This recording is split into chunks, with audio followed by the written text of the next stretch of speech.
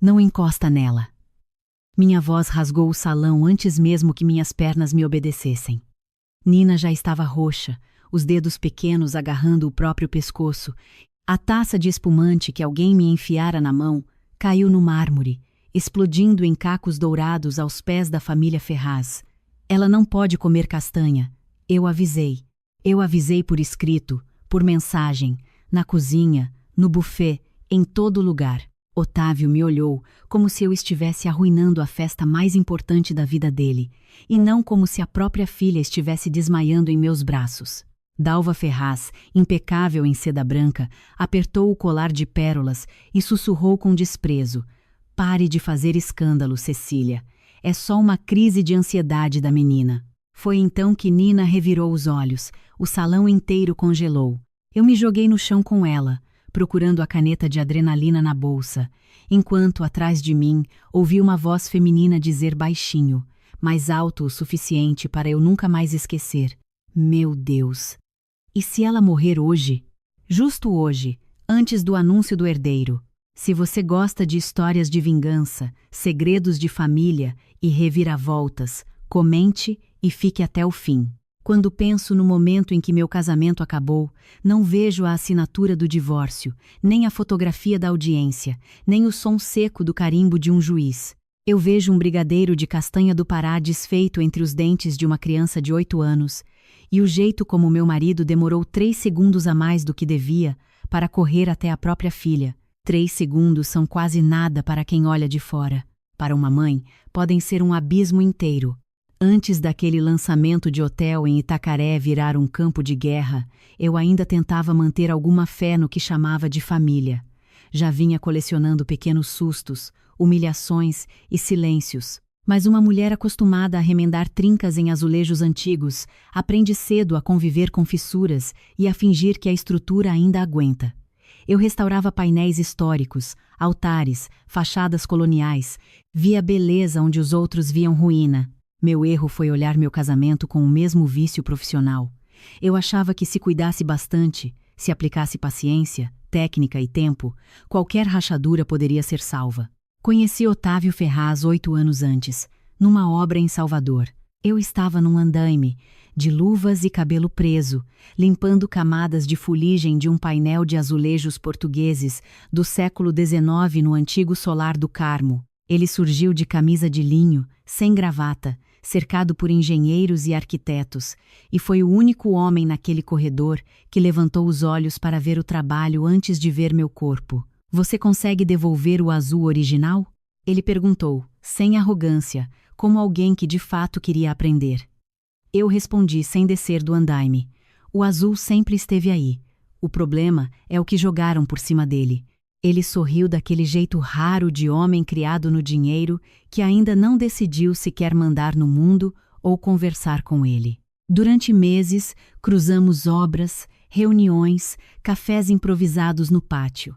Ele me levava cocada de tabuleiro porque eu passava horas sem comer quando estava concentrada. Eu ria das histórias dele sobre investidores paulistas que fingiam amar patrimônio histórico, mas só queriam fotos bonitas para folders de resorts. Quando me beijou pela primeira vez, foi nos bastidores do teatro restaurado, com cheiro de madeira encerada e verniz novo no ar.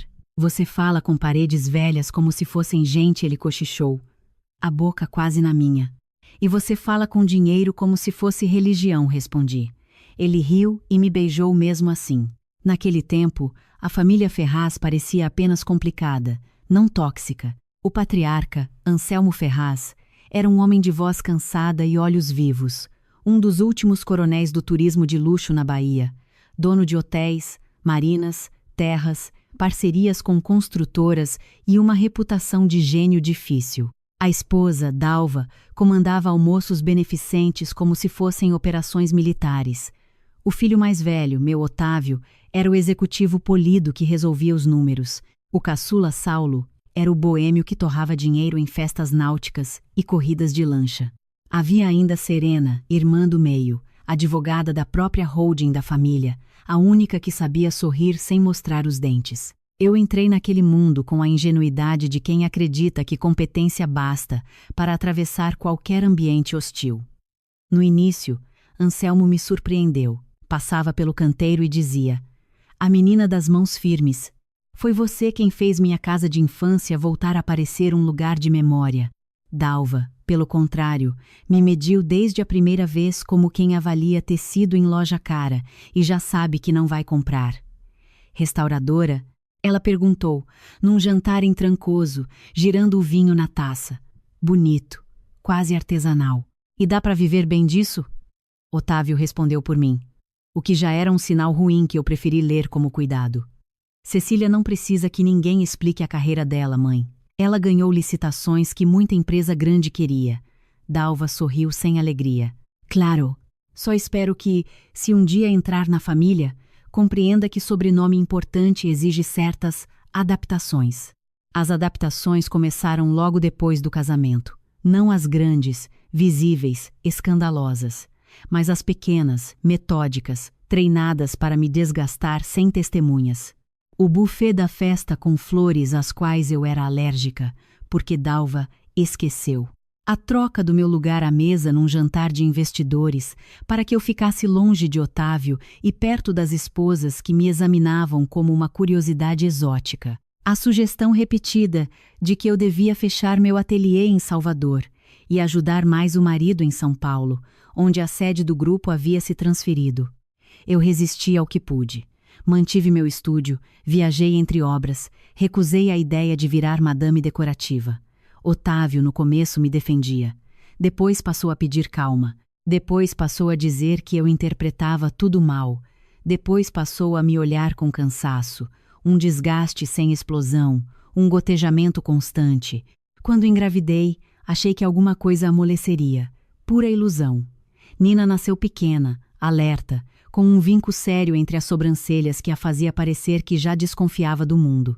Aos 2 anos, descobrimos uma arritmia rara que exigia acompanhamento rígido, medicação e atenção total a alergias alimentares. Eu quase enlouqueci de medo na primeira internação.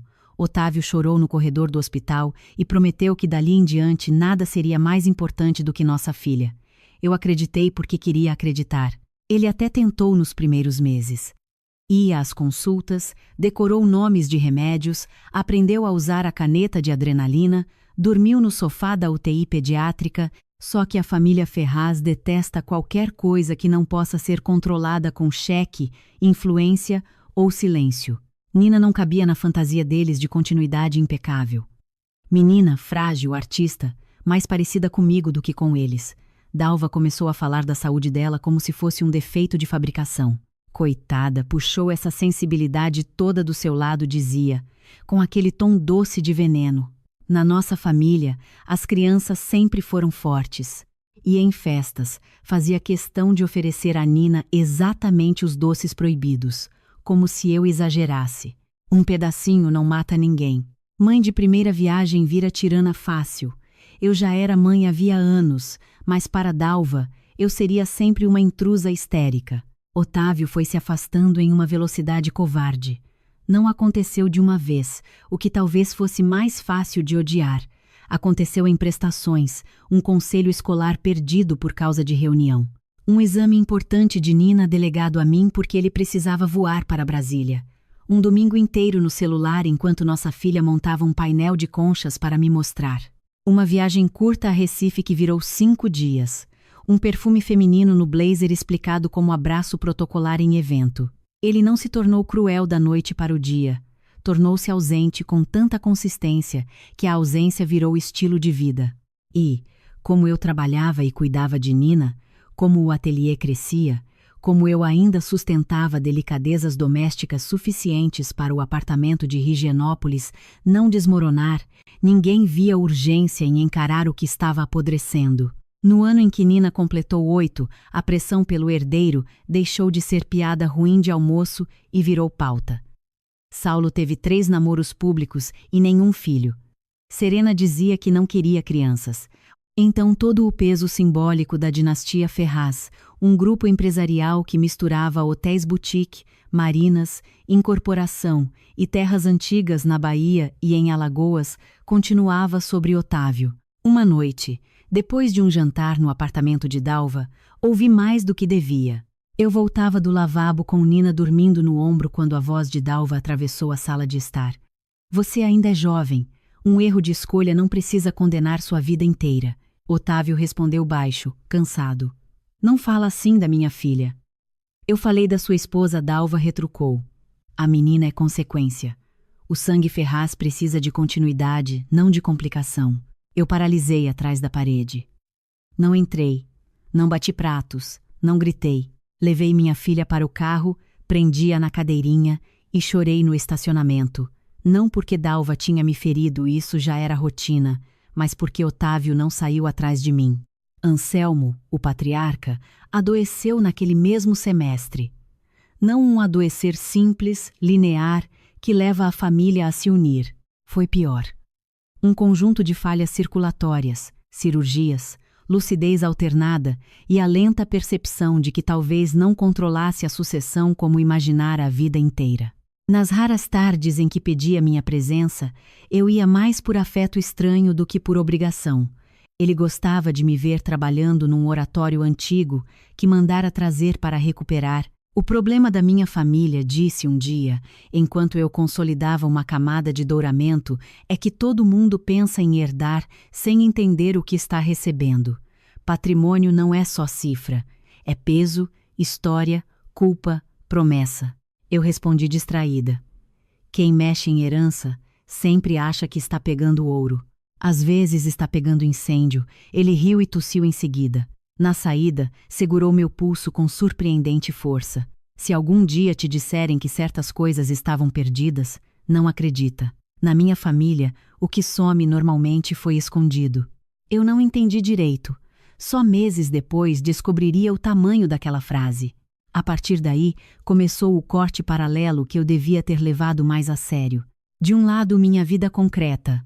Obra em Olinda, consultas de Nina, escola, contratos, tentativas de manter o casamento respirando com oxigênio emprestado. Do outro, pequenos sinais que eu empurrava para debaixo do tapete porque pareciam paranoicos demais quando vistos isoladamente. Uma ligação de Serena para Otávio que cessava assim que eu entrava no cômodo. Um extrato da conta conjunta com transferências modestas para uma empresa chamada Mar de Dentro Participações, sempre em valores quebrados, sempre descritas como consultoria ambiental. Uma pulseira infantil de maternidade dentro do porta-luvas do carro, explicada por ação social do Instituto. Um guardanapo bordado de um restaurante em Ilhéus num paletó que teoricamente viera de uma reunião em Campinas. Uma mensagem que brilhou no celular dele numa madrugada. Ele chutou de novo. Você devia ter visto. Quando perguntei quem era, Otávio não gaguejou. Isso foi o que mais me assustou. Uma cliente grávida. Está em negociação conosco para um casamento no hotel novo. Cliente te manda mensagem à 1 da manhã. Em evento as pessoas perdem o filtro. E você acha normal. Eu acho cansativo ter que justificar cada respiração. A culpa, como sempre, pousou no meu colo como se eu a tivesse chamado. Na semana do lançamento do Hotel Costa Negra, em Itacaré, tudo apertou. O evento seria uma vitrine internacional para o Grupo Ferraz. Imprensa, investidores, influenciadores, políticos, chefes, discursos sobre sofisticação sustentável que faria qualquer manguezal rir se pudesse. Otávio insistiu que eu fosse com Nina. Vai ser bom para nós. Um recomeço. Quero vocês perto. Ele estava especialmente gentil. O que, em casamento ferido, às vezes funciona mais do que flores. Fomos 2 dias antes. Eu até me permiti um fiapo de esperança quando o vi brincar com Nina na areia ao entardecer. Ela ria tentando desenhar um hotel-castelo na beira-mar, e ele, ajoelhado, segurava o baldinho como um pai presente. Só que esperança construída sobre mentira tem cheiro de ferrugem. Naquela mesma noite, acordei e encontrei a cama vazia. Vi pela varanda a silhueta dele no deck privado, falando ao telefone. Não ouvi tudo. Ouvi o suficiente. Amanhã não. Ainda não. Minha mãe quer fazer do jeito certo. A outra voz, feminina, vinha abafada, ansiosa. Otávio baixou o tom. Eu sei que está difícil esconder. Só mais um pouco. Quando me viu atrás da cortina, desligou imediatamente. Cliente americana em crise por causa de lista de convidados disse: Eu respondi com um silêncio tão seco que ele desviou os olhos. E então chegamos ao salão branco do lançamento, ao brigadeiro proibido, à queda de Nina, ao desprezo de Dalva, aquela frase dita por uma desconhecida sobre o herdeiro. O médico do hotel agiu rápido. Eu apliquei a adrenalina. Chamamos uma ambulância e Nina estabilizou na clínica local em 40 minutos. Eu não relaxei nem um segundo. Quando saí do box de observação e vi Otávio no corredor com os punhos cerrados, achei que talvez o terror tivesse enfim arrancado a máscara dele. Em vez disso, a primeira coisa que ouvi foi: "Você não precisava ter feito cena na frente da imprensa." Eu encarei aquele homem e não o reconheci. Nossa filha quase morreu. Ela está bem agora. Está bem porque eu corri, porque eu sabia, porque eu não confiei em ninguém daqui. Você sempre transforma tudo numa acusação. Porque tudo vira acusação quando o alvo prefere se defender a proteger a filha. Dalva apareceu atrás dele, impecável até no hospital. A menina é impressionável. Se você parar de tratá-la como porcelana quebrada, talvez ela pare de reagir assim. Eu dei um passo na direção dela. Se chegar perto da Nina hoje, eu esqueço a educação que sua idade ainda merece. Pela primeira vez em anos, Dalva recuou. Foi no estacionamento da clínica, esperando a liberação de Nina, que a segunda cena se encaixou na primeira. Um funcionário do hotel, daqueles que enxergam muito porque ninguém os enxerga, aproximou-se devagar. "Desculpe, dona Cecília. Eu não devia me meter." Mas na cozinha o pessoal comentou que a ordem dos doces sem castanha foi alterada de última hora. Eu gelei. Alterada por quem? Ele hesitou. Não ouvi direito, mas falaram da doutora Serena e da dona Dalva. Disseram que não precisava fazer menu separado para capricho. Meu corpo inteiro ficou gelado, depois quente, depois gelado de novo. Na mesma hora, Otávio recebeu uma ligação e se afastou para atender. Eu juro pelo rosto da minha filha que ouvi quando ele disse, baixinho demais para achar que alguém escutaria: "Eu sei que era para ser uma noite feliz." "Não fala assim, Vanessa. Eu também queria te abraçar." Vanessa. Nome de carne, não mais uma ideia abstrata. Nome de quem esperava, nome de quem reclamava, nome de quem contava o tempo do anúncio. Se eu tivesse confrontado Otávio ali, talvez ele tivesse improvisado, negado, me virado do avesso com meia dúzia de frases sobre minha instabilidade. Em vez disso, algo endureceu dentro de mim. A mãe aterrorizada não desapareceu. Ela se sentou ao lado de outra mulher, mais fria, mais perigosa. Voltei para o quarto do hotel. Nina dormiu sedada, e eu fiquei acordada ouvindo o ar-condicionado e o mar lá fora, como quem espera o próprio sangue parar de ferver antes de operar. Peguei o notebook, abri o internet banking, entrei nas contas às quais ainda tinha acesso e comecei a conferir tudo com o zelo de uma restauradora diante de um falso histórico. Transferências antigas para mar de dentro. Pagamentos a uma clínica em Itabuna, descritos como Programa Materno Premium. Reserva de suíte de longa permanência num condomínio de vilas em Maraú. Compra de enxoval em loja infantil de luxo no Shopping Leblon. Nada disso passava pelo cartão corporativo do grupo. Tudo saía do que era nosso, da nossa conta, do dinheiro que também cobria remédios de Nina, escola, salários do ateliê nos meses mais apertados. O ódio que senti não foi apenas conjugal, foi logístico, financeiro, matemático. O tipo de raiva que vem quando alguém tenta reescrever a segurança do seu filho sem nem ter coragem de avisar. De manhã, antes do check-out, fiz o que nunca imaginei fazer. Contratei um investigador. Não aqueles caricatos de novela, mas uma mulher indicada pela mãe de uma cliente famosa que passara por um divórcio milionário. O nome dela era Teresa Mello, ex-delegada da Polícia Federal, baiana de fala mansa e olhar de bisturi. Nos encontramos discretamente numa cafeteria em Ilhéus, enquanto Nina dormia na sala VIP do aeroporto com a babá de confiança que eu chamara às pressas de Salvador. Teresa ouviu tudo sem me interromper, apenas escrevendo datas, nomes, lugares. Quando mostrei extratos, prints e contei do Vanessa, ela só perguntou: "Você quer confirmação ou quer o mapa completo?" "Quero a verdade inteira, mesmo que me destrua." Verdade inteira nunca destrói. O que destrói é viver em cima da dúvida. Ela pediu 48 horas, fotos recentes, placa do carro de Otávio, nomes de Serena e Dalva, e uma coisa que me pareceu estranha naquele momento. Procure qualquer menção a inventário, testamento, alteração societária ou doação feita pelo Sr. Anselmo no último ano. Gente assim nunca trai só no coração.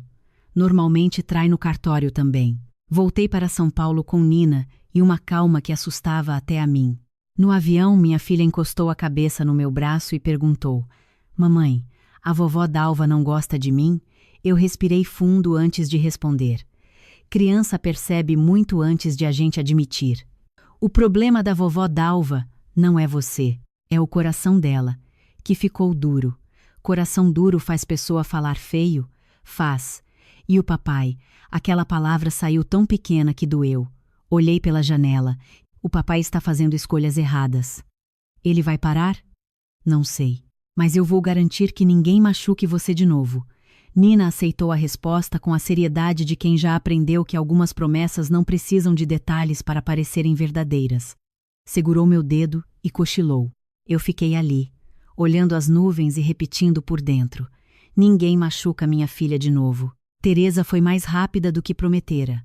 40 horas depois, mandou mensagem pedindo um encontro presencial. Fomos para uma sala reservada no meu ateliê em Salvador, cercadas por fragmentos de azulejo, andaimes desmontados, cheiro de cal e cola de restauro. Ela colocou um envelope pardo sobre a mesa. Seu marido não está tendo um caso casual. Está mantendo uma segunda vida há pelo menos 10 meses. A amante se chama Vanessa Rocha. Tem 29 anos. Foi gerente de experiência do usuário no resort de luxo em Barra Grande que o Grupo Ferraz comprou no ano passado. Pediu demissão 4 meses depois de engravidar. Mora atualmente numa vila paga por uma holding ligada ao seu marido. Meu estômago virou. Teresa continuou. Há registros de ultrassons, consultas, contrato de sigilo e uma apólice de seguro para o bebê em nome de Otávio como proponente. Mais importante, a família toda participa. Dalva visita Vanessa com frequência. Serena é quem redige os documentos. Saulo providencia laranjas quando o dinheiro precisa circular sem chamar atenção. Eu fechei os olhos um segundo. Teresa deslizou outras cópias. E tem algo mais. Teu sogro, Anselmo Ferraz, fez um codicilo 6 semanas antes da última cirurgia. Não está no inventário público. Pelo rastro que consegui, o documento menciona 2 condições para o controle das ações preferenciais de uma empresa-chave do grupo, a Atlântica Patrimônio Vivo. Quem assumir precisa provar compromisso com a preservação histórica das propriedades originais da família e garantir a tutela de uma área costeira em Maraú, que vale ouro, por causa de um terminal privado planejado. Não entendi. Traduzindo, não é só dinheiro. É poder decisório sobre tudo que eles fingem chamar de legado, e pelo que ouvi de uma fonte interna, Anselmo não queria que Dalva nem Serena controlassem isso.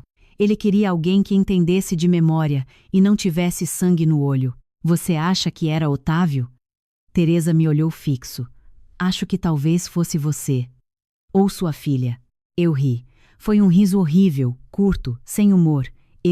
Eles me odeiam, justamente. Se o velho sabia disso, pode ter escolhido a única pessoa fora do circuito de parasitas, ou a neta que carrega teu sobrenome de mãe por exigência tua no registro. Lembra? Cecília Amaral Ferraz? Nina Amaral Ferraz, corrigi, sentindo o coração disparar. Sim, eu insistira para que minha filha carregasse Amaral também, em homenagem à minha mãe. Na família Ferraz, aquilo fora quase um insulto. Teresa abriu mais uma foto. Dalva saindo de um escritório de advocacia em Salvador com Serena e uma pasta azul. 2 semanas depois da morte de Anselmo, houve petição sigilosa para retificação de acervo e tentativa de localizar esse codicilo. Depois tudo sumiu. Alguém o encontrou antes, ou está escondendo. E, curiosamente, o anúncio da gravidez de Vanessa começou a ser preparado nesse mesmo período. Fiquei muda. Vários pedaços começaram a se encaixar não como suspeita de adultério apenas, mas como uma operação de substituição. Não bastava me trair. Precisavam trocar minha filha por outro bebê no imaginário da sucessão, apagar a menina fraca, a neta inconveniente, e coroar o filho homem que vinha da amante como solução elegante. Se o codicilo de Anselmo dava margem a outra linha de poder, aquilo explicava a urgência. Na mesma noite, Otávio chegou em casa tentando representar normalidade. Trouxe macarons para Nina, flores para mim e uma cara de quem ensaiara o texto no espelho. Podemos conversar? Eu já tinha escondido cópias dos extratos, mudado senhas do meu e-mail, contratado um advogado de família em São Paulo e outro sucessório em Salvador e transferido parte do meu patrimônio pessoal para uma nova conta empresarial. Mesmo assim, quando ele se sentou à mesa e pousou a mão sobre a minha, precisei usar toda a força do meu corpo para não arrancá-la dali. Claro, respondi. Nina estava no quarto, desenhando. Estou preocupado com o que aconteceu em Itacaré. Sei que te deixei sozinha e... Não foi isso que você fez. Ele me fitou por um segundo. O que você quer dizer? Quero dizer que deixar sozinha é esquecer consulta, perder voo, chegar tarde. O que aconteceu em Itacaré foi outra coisa. Cecília. Não me chama assim como se a palavra pudesse apagar o resto. Ele respirou fundo e escolheu a rota covarde. Você anda muito tensa. A doença da Nina, teu trabalho, a pressão da minha família. Talvez você esteja vendo maldade onde só existe ruído. Eu quase admirei a técnica. Gaslighting refinado, sem levantar a voz. Então me responde objetivamente, falei. Quem é Vanessa? O rosto dele não entregou tudo, mas entregou o suficiente. O homem treinado para negociar milhões levou um microsegundo a mais do que devia para piscar. Uma funcionária antiga do grupo, que está grávida do teu filho? O silêncio que se seguiu não foi o silêncio da surpresa. Foi o silêncio de quem calcula o dano. Ele soltou minha mão. Quem te disse isso? Então é verdade. As coisas são mais complexas. Adultério e gravidez paralela não costumam ser simples mesmo. Eu ia te contar. Quando? No chá revelação ou no registro. A voz dele endureceu. Não vou continuar se você falar comigo assim. Então não continua. Eu me levantei. Mas a partir de hoje você não toca mais em nenhum documento da Nina, não muda a medicação, não fala com a escola nem com o médico sem minha autorização e dorme no quarto de hóspedes. Otávio também levantou. Você enlouqueceu? Não. Acho que foi você que contou com a minha lucidez para trair em paz. Ele passou daquela noite, no quarto de hóspedes, batendo portas baixinho, como se ainda quisesse preservar a aparência para os funcionários do apartamento. Na manhã seguinte, foi embora cedo e mandou uma mensagem calculada. Precisamos resolver isso como adultos. Não coloca Nina no meio. Eu li aquilo e senti vontade de atirar o celular na parede. Quem colocar a Nina no meio fora ele, com cada omissão, cada transferência de dinheiro, cada vez que permitiu que a própria mãe tratasse nossa filha como um estorvo, ainda assim, eu sabia que confronto direto, sem proteção jurídica, me deixaria vulnerável. Liguei para meu advogado de família, Dr. Raul Gouveia, um homem seco, eficiente, especializado em fortunas discretas e guerras sujas. Depois liguei para a advogada sucessória indicada por Teresa, Marina Lessa, baiana de saias impecáveis e mente letal. Os dois se encontraram comigo no ateliê e, em menos de 2 horas, desenharam um plano tão frio quanto necessário. Primeiro disse Raul, você não sai de casa, a menos que seja por estratégia sua. Ele vai querer te empurrar para a narrativa da esposa desequilibrada. Não entregue o palco. Segundo, congelamos o que pudermos provar como patrimônio comum desviado. Terceiro, guarda da Nina. Com o episódio de Itacaré e a negligência alimentar documentada, temos munição. Marina entrou logo depois. Quarto, sucessão. Quero tudo que você tiver sobre Anselmo, gravações, mensagens, qualquer frase aparentemente inocente. Homens velhos gostam de deixar rastros sentimentais quando sabem que a família é predadora. E se o codicilo existir? Perguntei. Se existir e tiver sido ocultado, não é só disputa de herança, é fraude, sonegação, ocultação de documento e possível quebra de dever fiduciário dentro da holding. O problema de família rica é achar que cartório é extensão da sala de jantar. E Vanessa? Vanessa é sintoma e peça de chantagem emocional. A verdadeira guerra é outra. Naquela semana, comecei a me mover como quem atravessa uma casa em incêndio, sem correr para não alimentar o fogo. Peguei os prontuários completos de Nina, os laudos das crises alérgicas, a troca de mensagens com o buffet de Itacaré, a nota da caneta de adrenalina, vídeos de festas antigas em que Dalva insistia em oferecer comida proibida. Tudo. Também pedi à escola registros de ausência de Otávio em reuniões, atrasos em autorizações, e-mails em que ele me delegava sozinho assuntos importantes. Raul chamou isso de mapa de desengajamento parental. Eu chamei de realidade impressa. Ao mesmo tempo, Teresa seguiu Vanessa. Descobriu que a vila em Maraú recebia visitas regulares de Dalva, Serena e, curiosamente, de um tabelião aposentado chamado Osni Campelo, antigo amigo de Anselmo.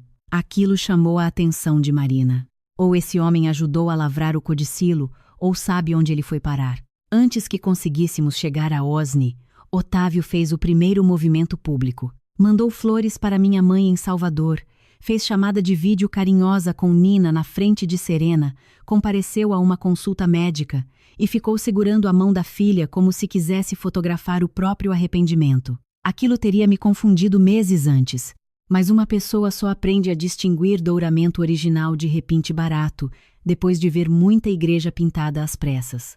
Otávio queria documento, imagem, percepção, não reparação. Na saída da consulta, Nina me perguntou no carro: "O papai está voltando a gostar da gente?" Eu virei o rosto para que ela não visse a dor. O papai está tentando parecer uma coisa. O que importa é o que ele faz todos os dias, não em uma tarde. Ele segurou minha mão. Eu sei. Às vezes quem segura também solta. 2 noites depois, ocorreu a cena que mudou o tom da guerra. Eu estava no ateliê finalizando um orçamento quando Nina, que desenhava no mezanino, desceu correndo e me entregou um envelope pardo. Deixaram na portaria. Não tinha nome. Dentro havia uma cópia simples de uma página datilografada, sem assinatura, só o trecho final de um texto jurídico. Fica recomendada à futura administração da Atlântica Patrimônio Vivo, aquelas mãos que conheçam o valor do que o tempo tenta apagar. Se houver conflito entre sangue e caráter, prevaleça a proteção da memória e da criança cuja saúde exigiu coragem de sua mãe, quando todos os demais preferiram a conveniência. Eu li a página 3 vezes. Marina chegou 20 minutos depois e ficou em silêncio por um longo tempo. Isso é uma bomba. A criança cuja saúde exigiu coragem da mãe. Ele escreveu pensando em Nina. Mas por que só essa página? Porque quem a mandou quis provar que o codicilo existe sem se expor, ou quer nos levar a agir rápido. Quem teria feito isso? Alguém dentro da engrenagem com medo de ser atropelado. Teresa entrou na conversa por telefone. Tenho 2 nomes possíveis. Uma antiga governanta da fazenda de Maraú, Zuleika, fiel a Anselmo, e o próprio Osni. Ambos sumiram do mapa desde a morte dele. Foi Zuleika quem apareceu primeiro. Não no meu ateliê nem em casa, mas na capela de um convento em Santo Amaro, onde eu fazia vistoria para uma restauração. Uma senhora miúda, de lenço estampado e olhos assustados, me aguardava no banco do fundo.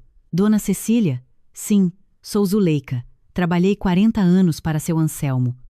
Não posso demorar. Eles estão atrás de mim. O coração quase saltou pela boca. Quem? Dona Dalva, doutora Serena. E o filho, o doutor Otávio. Sentei ao lado dela. Zuleika tirou do sutiã um chaveiro antigo com uma chave minúscula e um medalhão oval.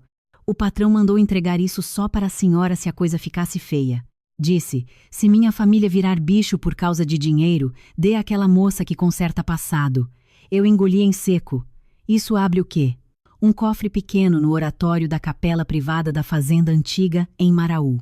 A capela de Santa Eudóxia. Ninguém mexe lá porque Dona Dalva tem nojo de mofo e de santo. Mas a peça que encaixa não é só a chave. O medalhão gira e revela o número. Por que me dar agora? Zuleika torceu as mãos. Porque ouvi dizer que querem anunciar o menino da outra como continuação oficial no jantar de 1 ano da morte do patrão. E ouvi também coisa feia sobre a sua filha. Falaram que, se a menina passar mal de novo, fica fácil alegar que o ambiente da mãe a desestabiliza. Naquele momento, o ar da capela pareceu sumir. Quem falou isso?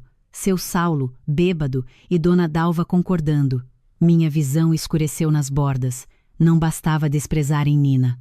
Cogitavam instrumentalizar a doença dela para me atacar. Eu poderia ter ido à polícia ali mesmo, e talvez devesse, mas Marina foi categórica quando ouviu tudo. Sem prova material do complô, você só entrega o jogo. Vamos à fazenda antes que eles desconfiem. A fazenda de Maraú, chamada Boa Promessa, ficava numa península cercada de mata, mangue e uma praia quase particular, fora o berço emocional da dinastia Ferraz, e, segundo Teresa, a joia real de uma disputa antiga com incorporadoras interessadas num terminal marítimo clandestinamente sustentável. Fomos eu, Marina e Teresa num carro alugado sem identificação, em plena madrugada, com chuva fina e celular em modo avião. A capela privada ficava separada da casa principal por um corredor de amendoeiras e era tão simples que parecia ter sido esquecida pelo resto do luxo. Lá dentro, atrás do altar lateral, encontramos um oratório menor, de jacarandá escurecido. A chave entrou, o medalhão girou, o número combinou. O compartimento secreto abriu com um clique seco, que até hoje escuto em sonho. Dentro havia um envelope lacrado, um pendrive, 2 fotografias antigas e um caderno de capa preta. Marina abriu o envelope com luvas. O codicilo estava ali, assinado, datado, 2 testemunhas, uma delas Osni Campelo. O texto era cristalino. Anselmo expressava a vontade de que a gestão da Atlântica Patrimônio Vivo, empresa guardiã das propriedades históricas e da reserva costeira associada ao grupo, fosse exercida por um conselho transitório até que sua neta Nina Amaral Ferraz, ou sua mãe como tutora legal enquanto menor, pudesse representar os interesses morais da companhia, caso se confirmasse o padrão de insensibilidade patrimonial e humana dos herdeiros naturais. Havia ainda uma cláusula devastadora. Se qualquer beneficiário direto tentasse ocultar o documento, desviar recursos da Atlântica ou colocar em risco a integridade física ou psíquica da criança mencionada, perderia a legitimidade para administrar qualquer parte do acervo protegido. Teresa soltou um palavrão baixinho. Eu senti as pernas falharem e me sentei no banco da capela. Nina, minha filha. O documento não lhe dava a herança inteira dos Ferraz, mas lhe entregava a chave moral e prática de uma parte estratégica, justamente a parte que fazia a ligação entre terras, memória, hotéis originais e a reserva que certos investidores queriam devorar. Não era só testamento de afeto, era um ato político, e explicava por que Dalva precisava de um novo herdeiro masculino, saudável, obediente, com mãe manipulável. Vanessa e o bebê eram o atalho para neutralizar Nina. No pendrive havia vídeos curtos gravados pelo próprio Anselmo, talvez com a ajuda de alguém. No principal, ele aparecia mais magro, sentado na varanda da fazenda, olhando para a câmera com aquela lucidez cansada de quem sabe que o fim já senta à mesa. Se você está vendo isso, é porque eu morri e minha família fez exatamente o que eu temi. Dalva sempre confundiu sobrenome com direito divino. Serena confunde lei com coleira. Meus filhos não entendem proteção, só posse. A menina Nina. Ele parou, tossiu, retomou. Nina tem algo que nenhum deles tem. Atenção verdadeira. E a mãe dela, Cecília, sabe que ruína pode ser restaurada, mas só se ninguém arrancar o que é autêntico para pôr cópia no lugar. Eu deixo a Atlântica nas mãos delas porque patrimônio sem caráter vira lavagem de vaidade. Se tentarem apagar esse papel, exponha. Sem piedade, eu chorei pela primeira vez desde Itacaré, mas chorei baixo, com raiva e luto misturados. Marina não me deu tempo para colapsar. Guardamos tudo. Protocolamos cópia judicial sob segredo e pedimos tutela de urgência sobre a Atlântica antes que eles saibam. A partir daqui, Cecília acabou a fase de descoberta. Entramos na de contra-ataque. Se a história terminasse aí, já seria suficiente para uma guerra. Mas famílias como os Ferraz nunca se contentam em perder sem antes tentar um ato final de brutalidade. No dia seguinte à descoberta, enquanto protocolávamos as petições em Salvador e São Paulo, Nina desapareceu da escola por 23 minutos. 23. não uma ausência romântica de criança no recreio. Um desaparecimento com registro de câmera, funcionário manipulado e meu coração despencando pelo tórax.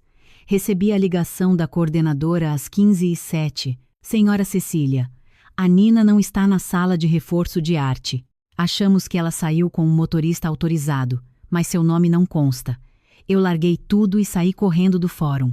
Teresa, que estava comigo, ligou antes de eu conseguir pensar. Câmeras, portaria, placa.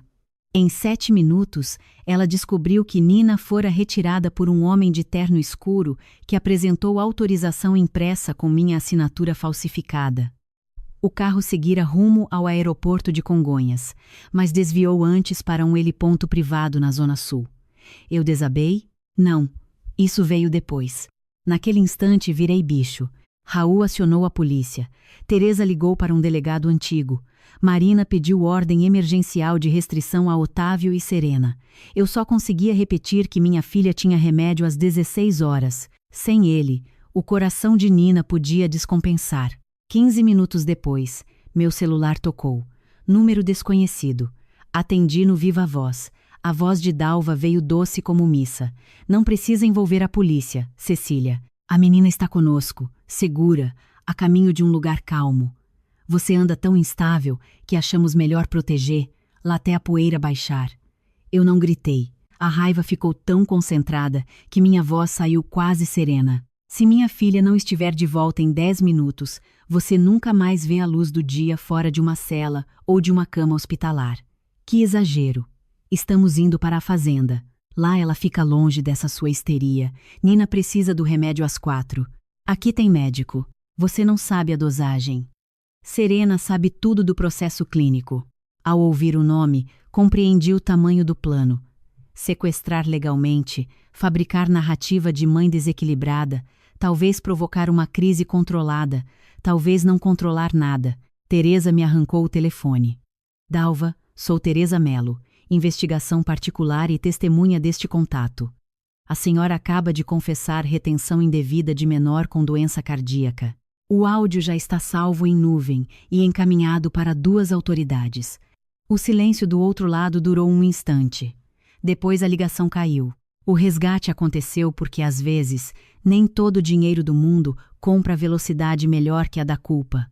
Saulo, bêbado e apavorado com a possibilidade de o plano dar cadeia de verdade, ligou para Teresa 20 minutos depois e entregou o trajeto do carro. Eu não sabia que iam pegar a menina sem avisar.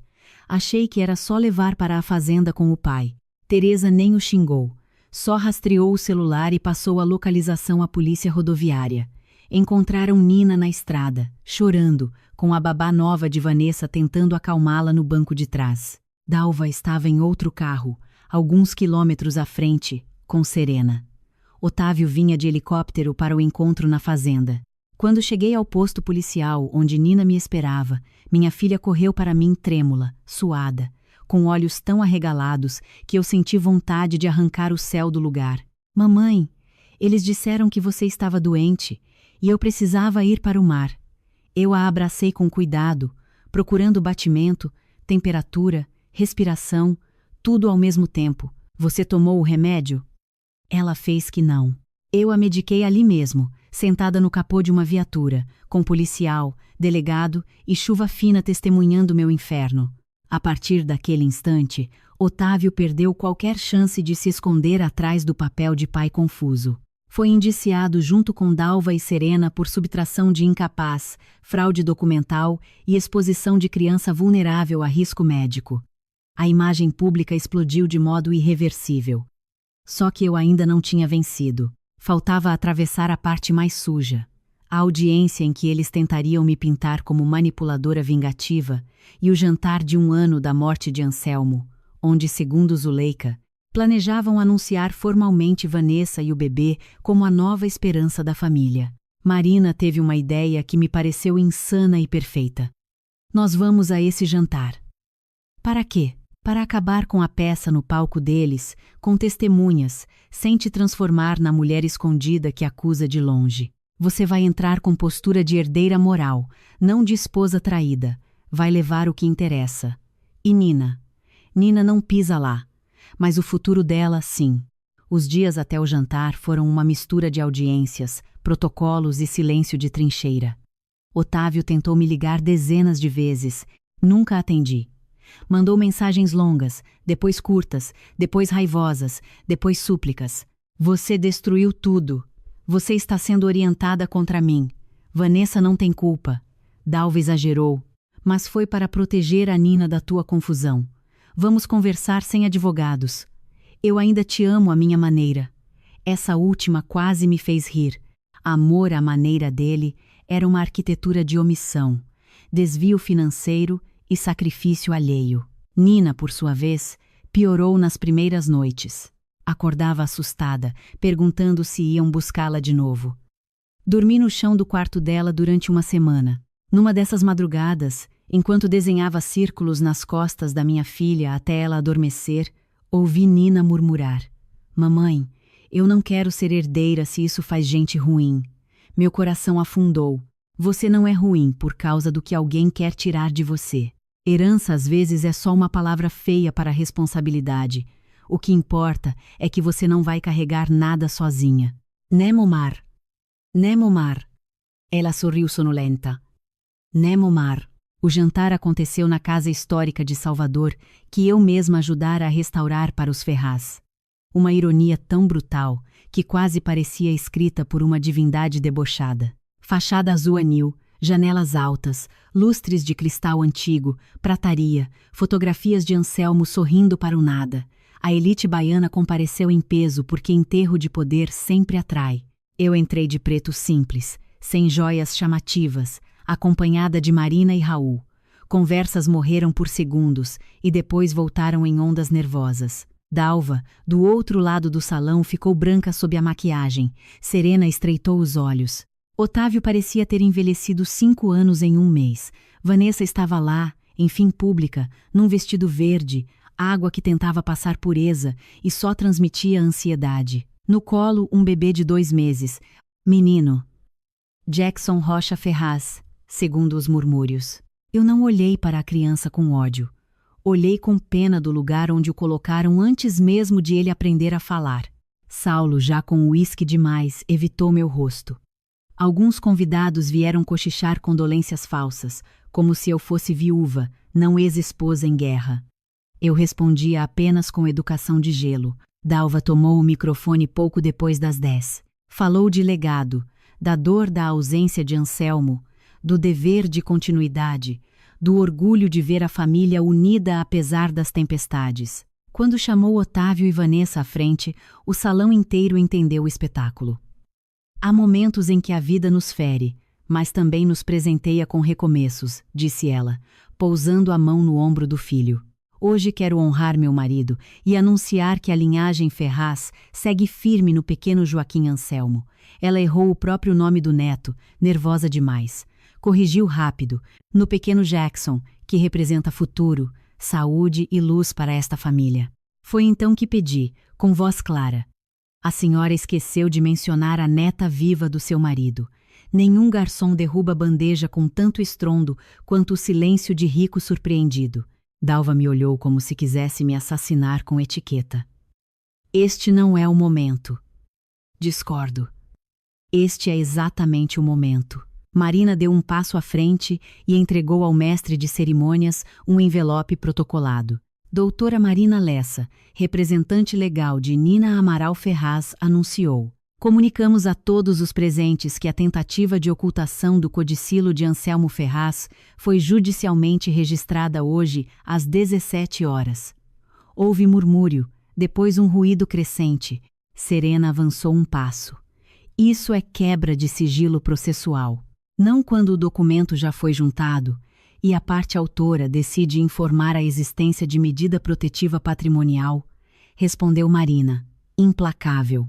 O Sr. Anselmo designou expressamente a neta Nina e sua mãe como guardiãs morais e administrativas da Atlântica Patrimônio Vivo, em razão do que chamou de insensibilidade patrimonial e humana dos herdeiros diretos. O salão virou um organismo vivo de choque. Otávio tentou tomar o microfone. Isso é interpretação distorcida de um texto antigo. Então vamos à gravação, eu disse. Teresa, posicionada discretamente junto à equipe de som, conectou o pendrive. A voz de Anselmo atravessou os lustres, áspera e definitiva. Se minha família fez exatamente o que temi, exponha. Sem piedade. Vi algumas senhoras levarem a mão à boca, vi empresários trocarem olhares rápidos de cálculo, vi o corpo de Dalva perder metade da altivez em segundos. Quando o vídeo citou Nina nominalmente e falou da coragem da mãe diante da conveniência dos demais, algo muito raro aconteceu naquele ambiente. A verdade ficou mais elegante do que a mentira. Vanessa começou a chorar. O bebê se assustou e chorou também.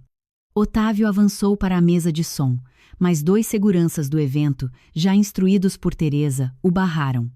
Serena chamou aquilo de fraude. Marina levantou outro papel. Fraude é ocultar codicilo, desviar recursos da empresa para a amante do administrador e participar de sequestro de menor com doença cardíaca. Os autos estão disponíveis para quem tiver curiosidade cívica.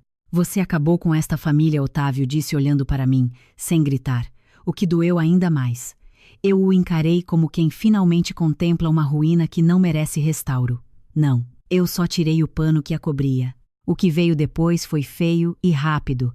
Investidores saíram antes da sobremesa. Um dos sócios da holding chamou Otávio para fora do salão e, pela expressão dos dois, o demitiu moralmente ali mesmo, antes do papel formal. Jornalistas que tinham sido convidados apenas para cobertura social sentiram cheiro de pólvora jurídica e começaram a mandar mensagens frenéticas. Dalva teve uma crise de pressão e precisou sentar. Serena ameaçou processar metade da Bahia. Saulo simplesmente foi embora. Vanessa, segurando o bebê e aos prantos, se aproximou de mim num canto, enquanto todos tentavam decidir para onde olhar. Eu não sabia de metade disso, disse ela. A voz quebrando. Ele falou que vocês já estavam separados havia muito tempo, que a menina ficava melhor longe da confusão. E você acreditou? Perguntei. Sem crueldade, só cansaço. Ele me mostrou um apartamento alugado, disse que era o que mantinha para si porque vivia de fachada com você. Disse que a mãe odiava mentira. Eu ri de tão absurdo. Vanessa baixou os olhos. Eu sei. Eu fui idiota. Não. Você foi útil para pessoas cruéis. Há diferença. Ela olhou para o bebê no colo. O que vai acontecer agora? Comigo? Nada que já não estivesse acontecendo. Com você, depende do quanto quer continuar sendo instrumento deles. Em menos de uma semana, a guerra corporativa se somou à familiar. O conselho da holding afastou provisoriamente Otávio de qualquer função executiva. A Atlântica Patrimônio Vivo foi colocada sob administração judicial temporária até a definição plena da validade do codicilo, mas Marina garantiu minha nomeação como curadora especial dos interesses de Nina naquele braço do grupo. Isso significava acesso a arquivos, contratos, mapas de terra, históricos de obra e, mais importante, poder de veto sobre qualquer projeto que atingisse a reserva costeira de Maraú. Descobri então que o tal terminal privado, defendido por Otávio e Saulo a investidores estrangeiros, exigiria licença ambiental impossível sem adulteração séria. Havia milhões de reais em jogo. De repente, eu não era apenas a esposa traída. Era o obstáculo técnico, moral e jurídico ao negócio que justificava metade da pressa deles. A amante grávida, o herdeiro saudável, a substituição simbólica de Nina, tudo servia também para empurrar a Atlântica para mãos complacentes. O romance era real? Talvez, mas o projeto era mais real ainda. Raul conseguiu medida de guarda unilateral provisória para mim e visitas supervisionadas a Otávio. Na primeira visita, em espaço neutro com psicóloga e brinquedos de plástico demais, Nina entrou segurando minha mão e perguntou se eu ficaria do lado de fora. Vou, meu amor. Ele está aqui para te ver, mas ninguém te leva para lugar nenhum sem sua vontade. Otávio já estava sentado, camisa azul clara, olhos fundos, tentando parecer pai de propaganda de banco. Quando Nina soltou minha mão, não correu para ele. Sentou-se na cadeira em frente e perguntou: Você sabia que a vovó ia me buscar na escola? A psicóloga quase se engasgou. Otávio demorou a responder. Eu sabia que queriam conversar com você num lugar tranquilo. Você sabia que eu precisava do remédio? Sabia. E deixou? O silêncio foi de faca. Nina, às vezes os adultos erram tentando acertar. Então você errou porque queria me tirar da mamãe? Minha filha não chorou. Falou com a precisão de quem desenha linha reta. Otávio baixou os olhos. Pela primeira vez, talvez, viu com nitidez o tamanho do abismo. Eu queria resolver as coisas. Você quase matou meu coração de medo. Não o órgão, o medo mesmo. Quando ela saiu da sala 20 minutos depois, estava pálida, mas firme. No carro disse apenas, ele não conhece mais minha voz. Eu entendi antes de responder que certas perdas não admitem mediação. Achei que a pior parte já passara. Ainda faltava o twist que faria até Teresa praguejar em voz alta. 2 meses depois do jantar, Vanessa me procurou de novo, desta vez por intermédio de Marina, oferecendo-se para prestar depoimento sobre o esquema financeiro de Otávio e Serena em troca de proteção para o filho. Marcamos num escritório neutro. Ela chegou sem maquiagem, com olheiras, bebê no colo e uma pasta de exames. Eu vim porque precisei entender por que ele se desesperou quando o menino nasceu, disse. Não era felicidade, era medo. E então me mostrou isso. Ela tirou um exame genético. Eu olhei sem entender. O que é? Vanessa mordeu o lábio. Jackson não é filho do Otávio. O mundo pareceu dar um pequeno tropeço. Como? Eu namorava outra pessoa quando conheci Otávio. Tive recaída uma vez no começo da relação. Quando engravidei, achei que pudesse ser dos dois. Otávio enlouqueceu com a ideia do herdeiro. Não quis esperar exame. A mãe dele também não. Só que, depois do nascimento, por causa de uma incompatibilidade sanguínea, o pediatra pediu teste. Deu negativo para ele. Ele sabe? Soube há 2 semanas. Foi quando me mandou calar a boca e aceitou casar às pressas para não manchar mais o nome. O impacto disso foi menos romântico do que estratégico. Toda a operação de substituição simbólica de Nina pelo filho homem legítimo ruía por dentro. Dalva havia arriscado reputação, liberdade e a saúde da neta por um neto que nem seu sangue era. Sentia um enjoo quase metafísico diante da ironia. Vanessa continuou. Quando descobriu, ele ficou repetindo que a mãe o mataria se soubesse antes da audiência final. Foi aí que percebi que eu era só uma embalagem útil.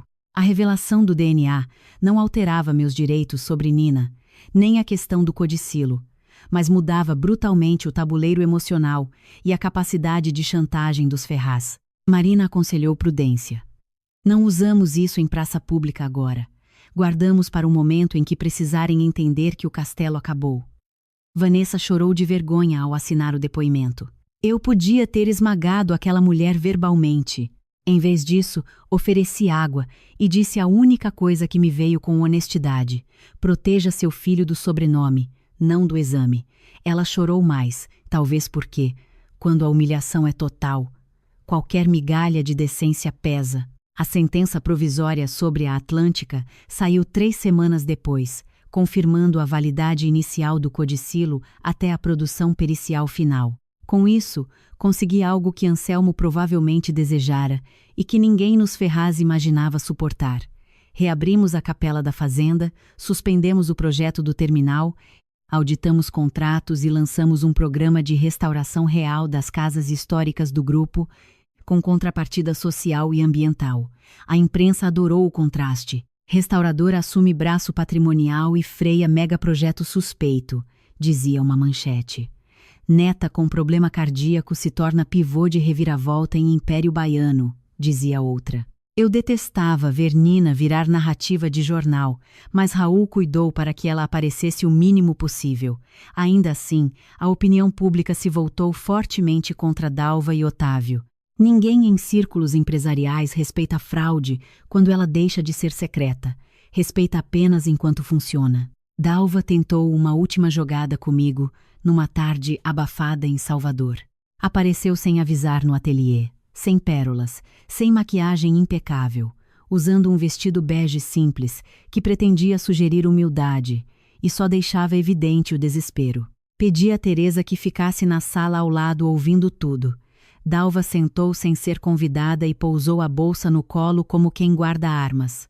Vamos acabar com isso entre mulheres, disse. Não existe entre mulheres quando a senhora sequestra minha filha. Você continua dramática. E a senhora continua criminosa. Ela respirou fundo. Vanessa vai depor? Talvez. Essa menina é uma prostituta ambiciosa. Curioso ouvir isso depois de tê-la chamado de bênção da família. Dalva apertou os lábios. O exame é verdade? Então Otávio contou. Não foi ele. Ela empalideceu só um pouco. Você não entende o que é construir uma dinastia. Homens fazem besteiras. Mulheres fortes recolhem os cacos e empurram a história adiante. Se empurrar a história inclui tentar matar minha filha com negligência e substituí-la por um neto conveniente, realmente não entendo. Ninguém tentou matar a menina. Gritou, perdendo a pose. Foi um acidente. O sequestro também? Eu só queria protegê-la de você. Sorri finalmente. Um sorriso sem calor. Não. A senhora queria tirá-la do meu alcance antes que o documento de Anselmo aparecesse. Queria uma criança maleável no centro da mesa, não uma menina que lembra ao seu marido morto que caráter importa. Dalva levantou-se abruptamente. Você venceu. Já não basta? Ainda não. Porque vencer, para mim, não é humilhar a senhora em um jantar. É garantir que Nina nunca mais precise olhar para trás com medo. E isso exige distância legal, financeira e física. Quando ela saiu, vi pela câmera da portaria que quase caiu na calçada antes de entrar no carro. Pela primeira vez, senti não prazer, mas exaustão. Otávio tentou um acordo pouco depois. Não por amor, tampouco por remorso. Por falência moral e contábil. Veio com um novo advogado, porque o antigo não suportou a sucessão de mentiras. Ofereceu abrir mão da disputa sobre a Atlântica se eu não pedisse indenização máxima no processo de sequestro e reduzisse a exposição pública. Raul quase riu. Eu permaneci em silêncio até ele terminar o teatro. Otávio então fez o que sempre fazia quando via que a razão não o salvaria. Tentou intimidade. Cecília, nós já fomos felizes, nós já fomos jovens, respondi. É diferente. Você sabe que minha mãe me controlou a vida inteira. E eu devia te absolver por ter usado teu trauma como autorização para traumatizar minha filha? Eu estava perdido. Homem perdido pede mapa. Você abriu uma segunda casa. Ele me olhou com um cansaço que, meses antes, poderia ter me comovido. O que você quer de mim? Nada. Esse é justamente o ponto. Não quero teu amor, tua aversão, tua presença na minha cozinha nem tua culpa às prestações. Quero assinatura, silêncio e cumprimento rigoroso do regime de visitas até Nina decidir que voz você terá na vida dela. Raul deslizou o acordo revisado. Otávio leu, empalideceu, reclamou da cláusula de distanciamento de Dalva e Serena, da obrigação de financiar tratamento vitalício da filha, da perda integral de participação executiva na Atlântica, da proibição de usar a imagem de Nina para qualquer narrativa pública. No fim, assinou. As pessoas chamam isso de justiça. Para mim, foi apenas higiene. O processo criminal contra Dalva e Serena mesmo assim, precisaram usar tornozeleira eletrônica por alguns meses e ficaram proibidas de contato com Nina. Na Bahia, isso valia mais que cadeia para uma mulher como Dalva. Era humilhação visível, sonora, impossível de maquiar em almoço beneficente. Saulo virou delator informal de luxo para salvar o próprio couro. Entregou e-mails, prints, áudios, contratos. Descobrimos que ele negociava comissão clandestina sobre o terminal de Maraú e que, junto com Serena, planejava vender discretamente uma coleção sacra da capela em um leilão europeu. Ao assinar o laudo e ver as fotos dos santos embalados como mercadoria, senti a mão de Anselmo invisível, me empurrando para continuar. Não porque eu o idealizasse, ele também criara monstros, mas porque aquela luta já ultrapassara meu casamento. Tratava-se de impedir o saque de memória, de território, de uma criança. Nina foi melhorando devagar. A terapia ajudou. As crises noturnas diminuíram. Voltou a desenhar o mar sem helicópteros no céu. Uma tarde, enquanto pintava na varanda de casa em Salvador, mudei de vez para lá, vendi o apartamento de São Paulo e voltei para a cidade onde eu ainda reconhecia meu reflexo. Ela me perguntou: Mamãe, Se o bisavô escolheu a gente, foi porque gostava mais. Não. Foi porque viu mais. Ver dói? Às vezes. Então por isso tanta gente escolhe não ver? Sorri triste. Talvez. E eu vou mandar na empresa quando crescer? Só se quiser. E se quiser, vai mandar do teu jeito. Nina pensou, molhando o pincel no copo. Meu jeito vai ter sorvete sem castanha para todo mundo. Eu ri alto pela primeira vez em muito tempo. Um riso verdadeiro, que entra no corpo como vento novo. Meses depois, na audiência final do processo de família, o juiz confirmou guarda unilateral, visitas condicionadas a laudos e manutenção do acordo patrimonial. Fez ainda algo raro. Registrou em sentença a grave instrumentalização da saúde da menor em contexto de disputa sucessória e conjugal, expressão que Marina emolduraria se pudesse. Otávio perdeu o sobrenome moral antes de perder as ações. Saiu do fórum sozinho, sem imprensa, sem mãe, sem amante, sem a elegância que um dia me seduziu.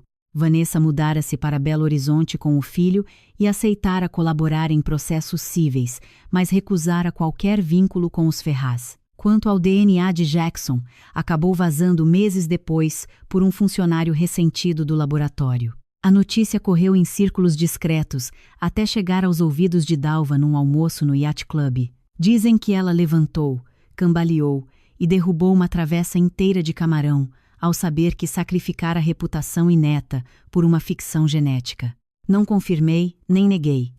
Algumas vinganças o universo serve melhor do que nós. Restava o final que realmente importava, o meu e o de Nina. Reabri o ateliê em formato maior, com escola de conservação para jovens bolsistas da periferia histórica de Salvador. A Atlântica, sob nossa curadoria, passou a financiar a restauração de capelas, o inventário de acervos comunitários e a proteção real da reserva de Maraú. Gente que antes me tratava como apêndice do sobrenome Ferraz, passou a me chamar para falar de gestão patrimonial em universidades e fóruns. Recusei metade. Não queria virar símbolo plastificado de superação. Queria vida. Compramos uma casa antiga no Santo Antônio além do Carmo, com varanda para o poente e um quintal onde Nina plantou manjericão, pitanga e um pé de jasmim para o coração lembrar cheiro bom. Pintei as paredes de um branco imperfeito que aceitava a sombra. Nunca mais quis beleza sem cicatriz. Otávio ainda tentou, uma última vez, romper a distância. Mandou uma carta manuscrita quando Nina fez 9 anos. Escreveu que tinha começado terapia, que entendia alguns erros, que eu era a pessoa mais forte que conhecera, que lamentava ter confundido paz com tédio e admiração com direito. Nina perguntou se queria ler. Eu disse que a decisão era dela. Ela leu metade e me devolveu. Ele escreveu bonito. Escreveu, mas não parece ele. Guardei a carta numa pasta qualquer. Não por afeto, mas por registro. Aprendi que ruína documentada evita revisões românticas no futuro. O twist final veio quase 1 ano depois do sequestro, quando os peritos concluíram a análise completa dos arquivos de Anselmo. No caderno preto encontrado na capela, entre anotações sobre maré, inventários e amarguras familiares, havia uma entrada datada de 3 meses antes da morte. Otávio não é biologicamente meu neto mais velho. A frase me atravessou como corrente elétrica. Marina mandou aprofundar. Descobrimos então o segredo enterrado há décadas. Otávio era filho biológico de um antigo sócio de Dalva, caso abafado na juventude. Anselmo sabia desde o início e escolhera registrar, criar e amar o menino mesmo assim. Mas nunca perdoara Dalva pela mentira usada depois como instrumento de superioridade moral. A ironia era quase cruel demais para existir.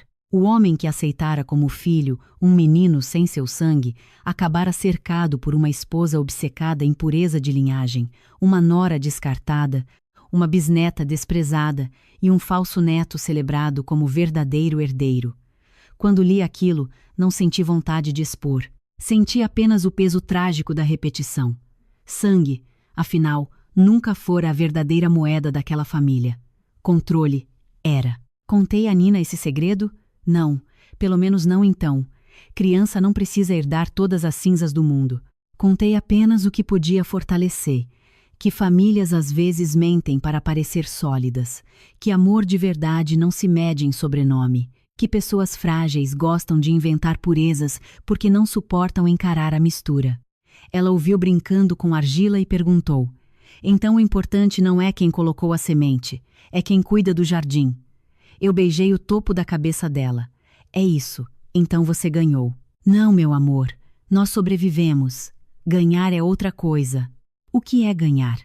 Pensei um pouco antes de responder. É dormir sem medo. É comer doce sem olhar o rótulo 2 vezes em casa. É saber que ninguém manda no teu coração por chantagem. É isso que eu quero para você. Nina assentiu como se firmasse um pacto silencioso. Numa tarde de chuva miúda, voltei sozinha à capela de Santa Eudóxia. Levei um pano macio, retirei a poeira do altar e acendi uma vela pequena, não por religião estrita, mas por respeito a tudo o que ali fora escondido e encontrado. O mar, ao longe, fazia aquele som de respiração enorme.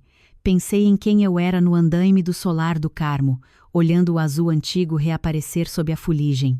Pensei na mulher que correu com a filha, desfalecendo nos braços em Itacaré. Pensei na que abriu o cofre, enfrentou o jantar, segurou o laudo, negociou guarda, reconstruiu a casa, refez o nome. Nenhuma delas existia separada da outra, todas moravam em mim. Passei a mão pelo oratório e murmurei, sem saber para quem exatamente. Eu não restaurei sua família, Anselmo, mas salvei o que dava para salvar dela. O vento entrou pela janela lateral e balançou a chama. Às vezes, é o máximo que a justiça consegue, não ressuscitar o que morreu, apenas impedir que a podridão devore também os vivos. Na volta para Salvador, Nina me esperava acordada apesar da hora. Tinha feito um desenho meu sem saber que eu vinha da fazenda. No papel, eu aparecia em pé numa praia escura, segurando uma lanterna. Atrás de mim, uma casa antiga iluminada por dentro. Na areia, escrito em letras tortas, A Gente Ficou. Perguntei por que esse título. Ela respondeu com naturalidade, porque eles queriam tirar tudo, e a gente ficou mesmo assim. Eu pendurei o desenho no meu quarto, acima da mesa onde reviso contratos e contas da Atlântica. Sempre que alguém me chama de vencedora, olho para ele e corrijo em silêncio. Não fui vencedora no sentido bonito e arrumado que gostam de vender em eventos de empreendedorismo feminino. Fui a mulher que teve de aprender a ser mais feroz que a própria dor para impedir que o mundo de uma menina fosse negociado entre taças de espumante, segredos de cartório e vaidades velhas. O final convincente, se existe, não está na queda dos Ferraz, nem na ruína elegante de Otávio, nem na humilhação de Dalva.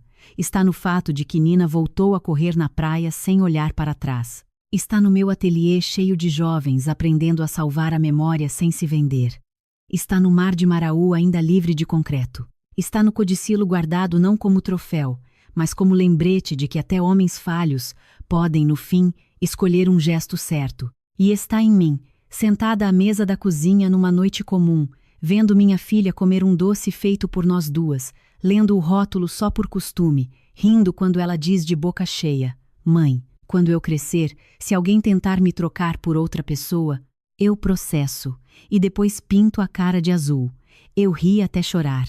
Depois enxuguei o rosto e respondi: pode começar pelo processo. O azul a gente escolhe com calma.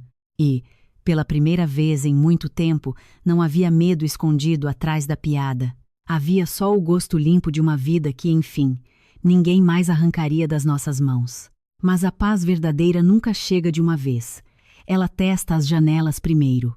No verão seguinte, quando a imprensa já havia substituído nosso escândalo pelo próximo naufrágio de gente rica, recebi a notícia de que Dalva pedira autorização judicial para uma audiência de reconciliação familiar. O termo por si só me deu ânsia. Raul recomendou negar. Marina sugeriu ouvir a proposta para mapear o desespero. Aceitei apenas porque a reunião seria no fórum, gravada, com meus advogados presentes e sem Nina. Dalva entrou menor do que eu lembrava, mas ainda com o velho vício de posar como se fosse a única adulta da sala. Trouxe Serena, que perdera o brilho de quem sempre acreditou poder domar qualquer texto legal. Quando a conciliadora perguntou o objetivo do pedido, Dalva uniu as mãos e soltou a frase mais calculada da vida: Queremos reaproximar a família pelo bem da criança. Eu me inclinei para a frente. A família tentou sequestrar a criança. A conciliadora tossiu e pediu moderação verbal. Serena assumiu o controle. Não vamos reabrir fatos já judicializados. Viemos propor um fundo irrevogável de saúde em nome de Nina, gerido conjuntamente, em troca de revisão do regime de contato. Traduzindo, disse Raul, sem erguer a voz, querem uma fotografia de avó responsável para amenizar a responsabilização criminal futura. Dalva me ignorou e falou direto comigo. Você quer me punir para sempre? Não. Quero que a senhora não encontre atalhos. Eu sou a avó dela. A senhora foi risco para ela. Isso vem antes do título. Eu posso mudar. Aquilo quase doeu, porque pela primeira vez havia ali um fiapo do que poderia ser honestidade. Quase. Logo depois, porém, ela arruinou tudo sozinha. Nina precisa saber de onde veio, precisa conviver com o nome que vai carregar. Sorri sem alegria. Ela já sabe de onde veio. Veio de mim numa sala de parto em Salvador, com cardiologista de prontidão e coragem de sobra. Quanto ao nome, o peso dele será decidido por ela quando tiver idade. A audiência acabou sem acordo. Na saída, Dalva tentou tocar meu braço. Eu recuei antes. Nem violência nem dramatização, só limite. Talvez aquilo tenha ferido mais do que qualquer grito. A reviravolta, mais silenciosa, porém, ocorreu dentro da própria Atlântica. Ao auditar papéis antigos da empresa, encontramos contratos de cessão de uso assinados por comunidades pesqueiras de Maraú que jamais haviam recebido a contrapartida prometida. Anselmo comprara paz por décadas, com promessas vagas e doações pontuais, e Otávio planejara enterrar Las sob concreto. Se eu queria mesmo merecer a confiança documental que recebera, não bastava impedir a pilhagem dos Ferraz. Precisava consertar também o que a própria fortuna deles ferira. Foi quando transformamos a Atlântica em algo mais perigoso do que os herdeiros imaginavam. Uma empresa obrigada a ter ética verificável. Criamos um conselho com representantes das comunidades, historiadores, ambientalistas e técnicos de restauro. Os velhos aliados de Otávio chamaram aquilo de populismo romântico. Eu chamei de blindagem de Numa reunião tensa, um investidor paulista bateu na mesa e disse: com todo respeito, doutora Cecília, isso reduz a margem. Com mais respeito ainda respondi: margem construída em cima de fraude ambiental é só crime com PowerPoint. Teresa no fundo da sala sorriu pela primeira vez em semanas. Nina gostava de me acompanhar a Maraú nas visitas técnicas, desde que a escola permitisse e os médicos autorizassem. Eu cuidava para que a fazenda, antes cenário de perigo, não virasse trauma congelado. Na terceira visita, ela pediu para entrar na capela. Fiquei atenta a cada respiração sua enquanto caminhávamos entre os bancos de madeira. Ela olhou o altar, as janelas estreitas e o oratório já vazio. Foi aqui que o bisavô escondeu o papel? Foi. Porque tinha medo. Porque sabia que, às vezes, esconder é o único jeito de salvar até a hora certa. Nina pensou um pouco. Igual passar remédio atrás de brigadeiro? Ri. Mais ou menos. Então esta capela é uma barriga de segredo. A comparação era tão perfeita que anotei depois no celular para nunca esquecer. Criança, quando não está ocupada tentando sobreviver ao teatro dos adultos, define um mundo melhor que qualquer jurista. O Colégio Novo de Nina, em Salvador, tinha janelas amplas, professores pacientes e uma coordenadora que jamais falava comigo olhando para o relógio. Ainda assim, a notícia do sequestro vazara de algum modo, e um dia uma menina mais velha perguntou no recreio se era verdade que a avó de Nina tinha mandado pegá-la de helicóptero. Minha filha chegou em casa mais quieta que o normal. À noite, na hora do banho, eu perguntei o que acontecera. Ela ficou um tempo desenhando espuma na borda da banheira antes de responder. Ser notícia é um jeito de ser roubada também? Engoli seco. Às vezes é. E como faz para pegar de volta? Sentei ao lado e molhei a mão na água morna, escolhendo você mesma a tua história. Eu posso contar que a vovó é ruim? Pode contar que ela fez coisas ruins. Pessoa e ato não são exatamente a mesma coisa, mas tem hora que ficam muito perto. Nina assentiu. Eu falei que minha mãe me achou, que o resto era problema de adulto. E como se sentiu? Cansada. Então amanhã você falta à escola. Vamos para a praia. O brilho nos olhos dela voltou devagar. Aprendi naquele dia que proteção não é só impedir dano físico, é também interromper a repetição social do ferimento. Foi nessa fase que conheci Caetano, e isso importa porque muita gente insiste em transformar mulheres sobreviventes em monumentos assexuados ou em máquinas de recomeço romântico. Eu não queria nenhum dos dois.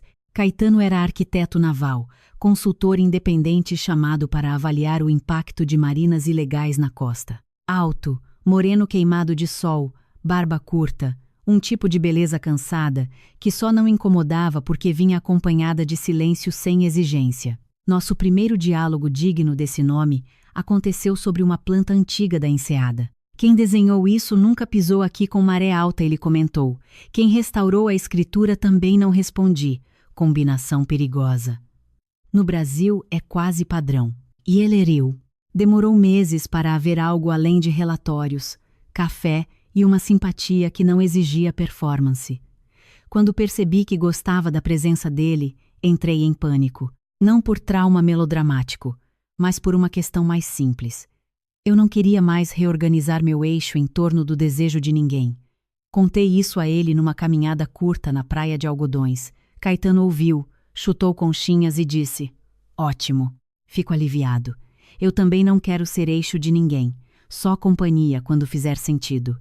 Talvez por isso tenha dado certo o pouco que demos, sem promessas, sem pressa, sem crianças envolvidas de imediato. O amor, quando voltou a parecer possível, veio sem tapete vermelho, e isso foi seu maior mérito." Otávio soube de Caetano por foto publicada num jornal local durante um evento da Atlântica.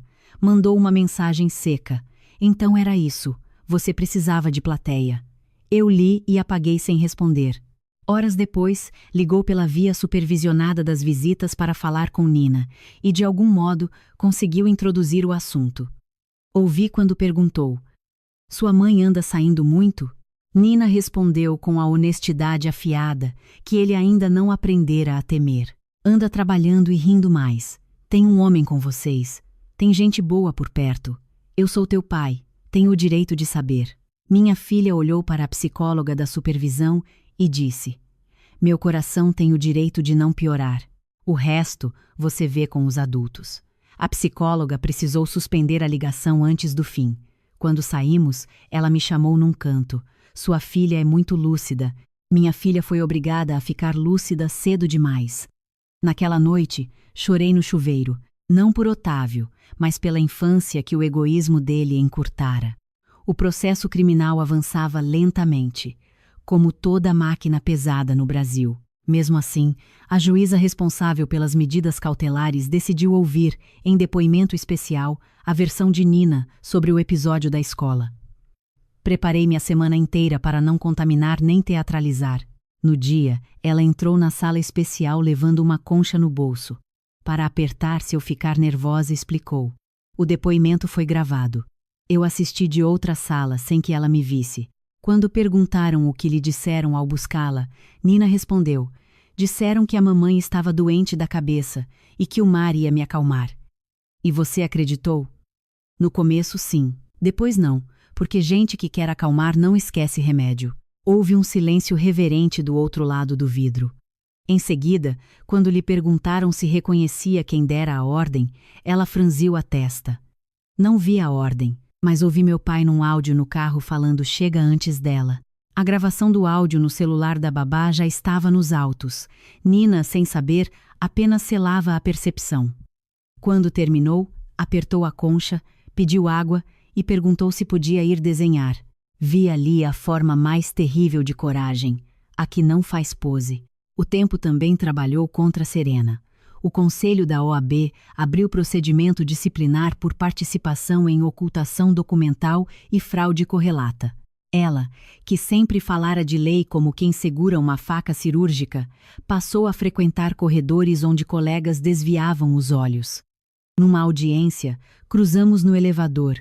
Serena mantinha o queixo alto, mas as olheiras traíam a hemorragia interna. "Você teve sorte", sibilou. Não. Tive prova. Se Anselmo não tivesse te escolhido por capricho. Não foi capricho. Foi desconfiança da própria prole.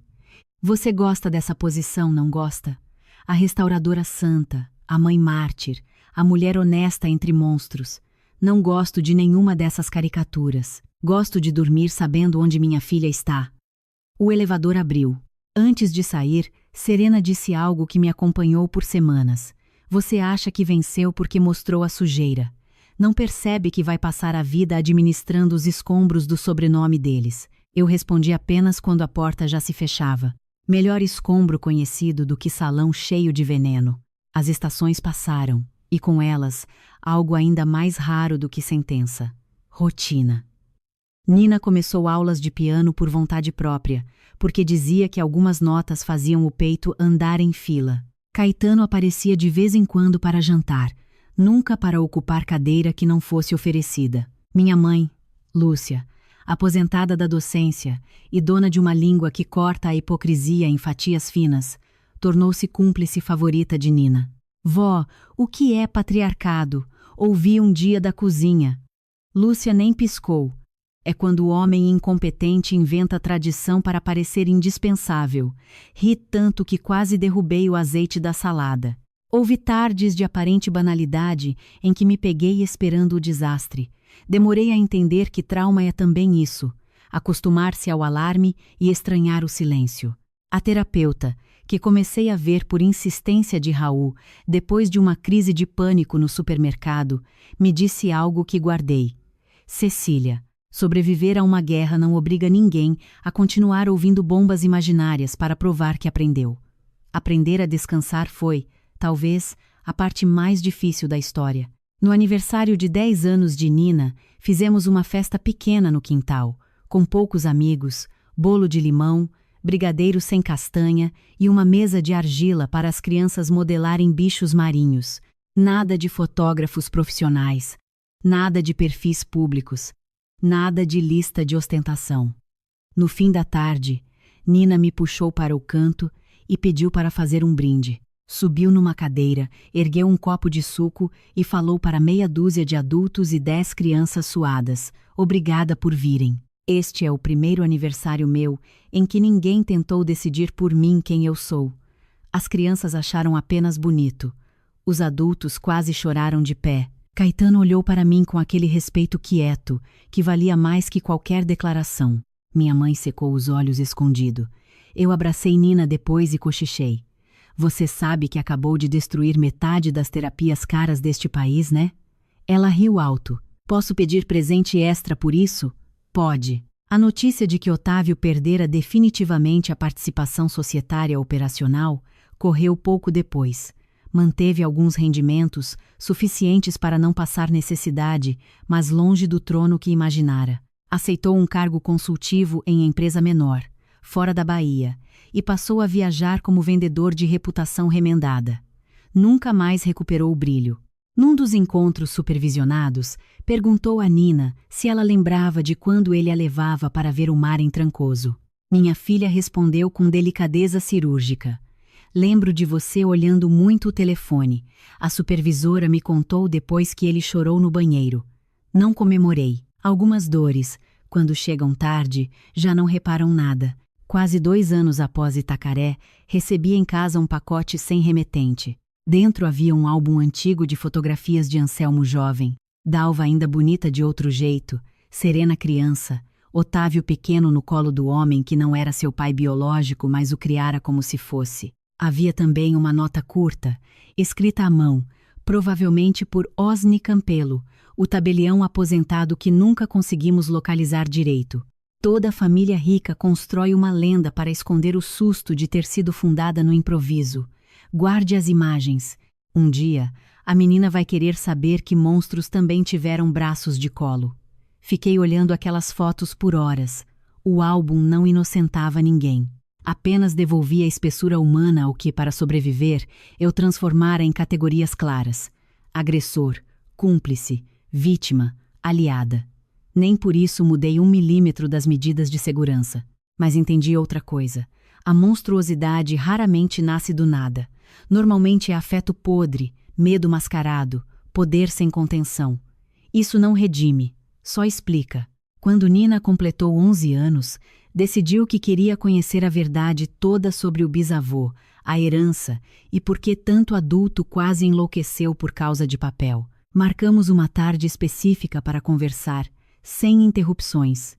Levei o álbum, cópias resumidas do codicilo, uma linha do tempo adaptada e muita água. Ela ouviu tudo mexendo num cubo mágico, fez perguntas que teriam derrubado um banqueiro. O bisavô era bom ou ruim?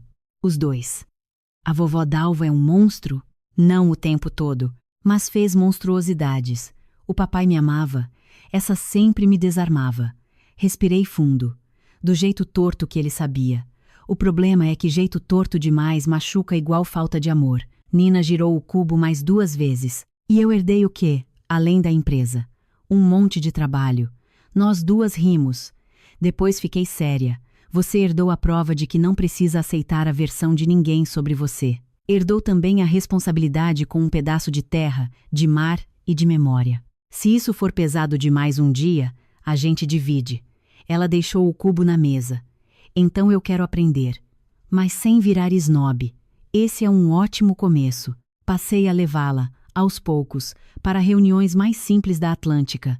Não as violentas nem as estratégicas, apenas as que tratavam de restauro, educação patrimonial e escuta comunitária. Nina, com sua franqueza desarmada, tornou-se um fenômeno modesto entre os técnicos.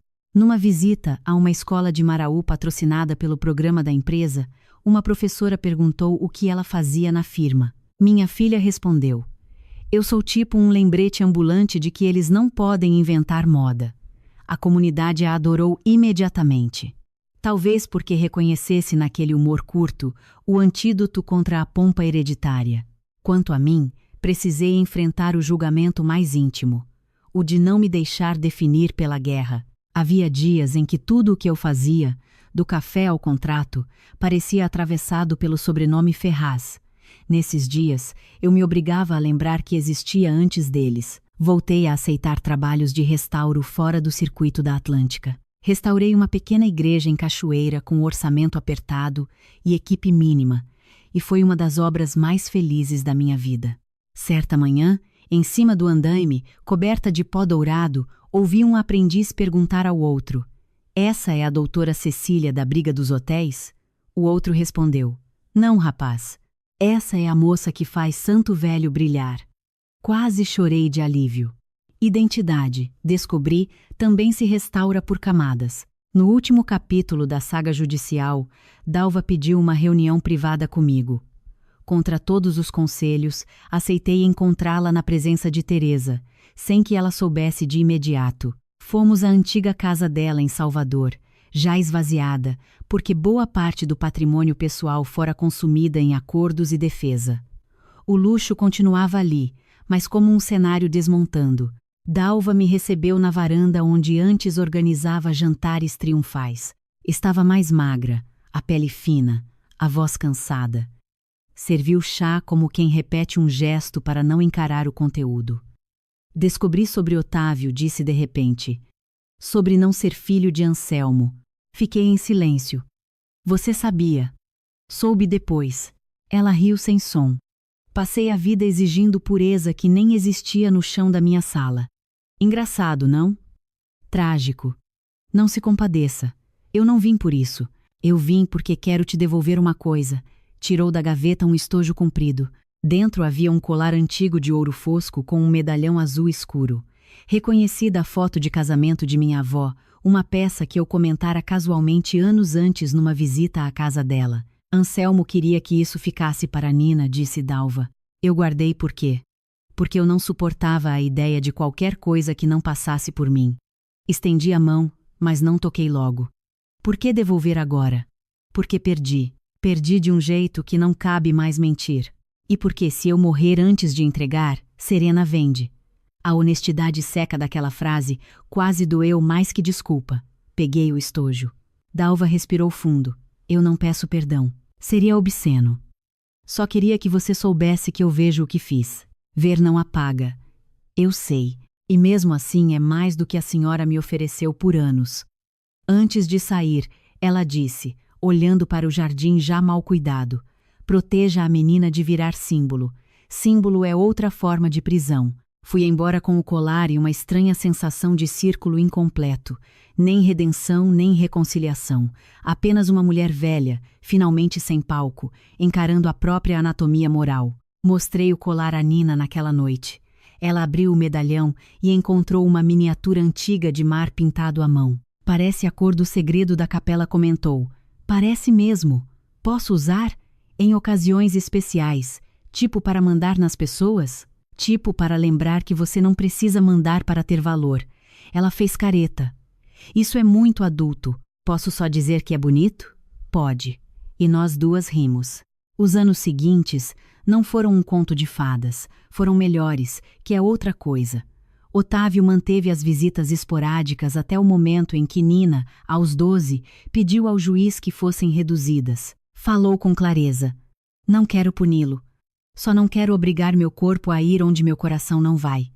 O pedido foi acolhido com cuidado e laudos. Dalva morreu pouco tempo depois, de forma discreta, antes de qualquer reaproximação real. Serena desapareceu para Lisboa com o que restava de soberba e algum patrimônio lateral. Saulo abriu um negócio de passeios de lancha sustentáveis, que, segundo Teresa, já nasceu devendo. Vanessa refez a vida longe dos holofotes e, anos depois, mandou uma foto do filho brincando numa escola pública qualquer, sem o sobrenome Ferraz. Não respondi, mas sorri. Às vezes, o final mais justo para uma criança é simplesmente não carregar o delírio dos adultos que quase a usaram. Com o tempo, a história deixou de circular como escândalo e passou a sobreviver como lenda imprecisa. A restauradora que derrubou um império, a mãe que tomou uma empresa de milionário, a neta doente que virou herdeira do mar. Nenhuma dessas frases estava totalmente errada, nenhuma era suficiente. A verdade continuava mais simples e mais difícil. Uma menina quase morreu por conveniência. A mãe dela decidiu não deixar barato. Documentos escondidos abriram não apenas cofres, mas genealogias de mentira. E no fim, o que foi salvo não foi uma fortuna, e sim a possibilidade de um futuro em que memória, terra e infância não fossem moeda de troca. Hoje, quando fecho o ateliê no fim da tarde e caminho para casa pelo casario de Salvador aceso de dourado, penso menos na vingança do que na temperatura da vida recuperada. Nina, adolescente agora, às vezes me espera na varanda tocando piano com portas abertas para a rua. Caetano ainda está por perto, em ritmo honesto, sem promessas que pesem mais do que o presente.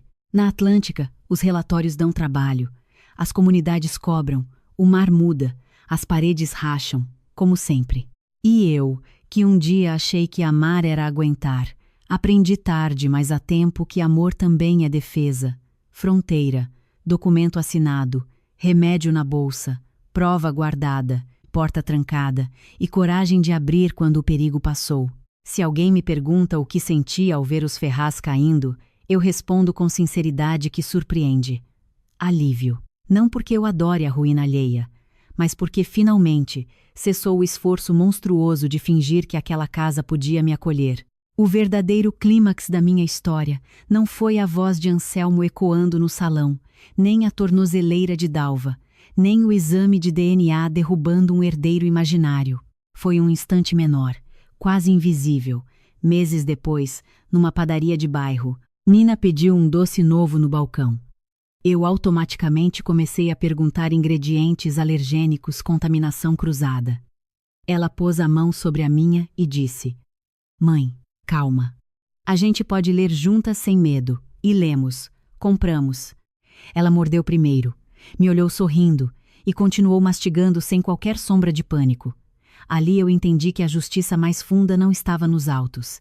Estava naquele gesto banal recuperado. Na capacidade de uma criança voltar a experimentar o mundo sem achar que cada mordida escondia traição. É por isso que, quando volto mentalmente ao Salão Branco de Itacaré e a voz dizendo, e se ela morrer hoje, não fico mais presa naquela pergunta. A menina não morreu. A mãe dela também não. Morreu outra coisa. A fantasia de que silêncio compra paz. De que nome vale mais que caráter. De que uma família pode escolher quem é real sem pagar um preço. O que ficou de pé não foi o Império Ferraz, fomos nós, eu e Nina. O mar protegido, os documentos expostos, as paredes antigas restauradas, a vida refeita sem pedir licença a ninguém. E, no fim das contas, isso sempre foi a herança que importava.